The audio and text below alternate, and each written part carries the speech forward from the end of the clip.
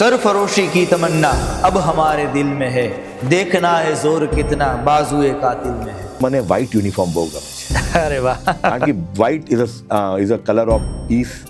બરોબર. અને જ્યારે આપણે 7 કલરને જોઈન કરી છે અને ફરાવીએ છીએ તો વ્હાઇટ દેખાય છે. આર્મીની પણ એક એવી વિંગ જે ટફેસ્ટ વિંગ કહી શકાય, એ નેવી.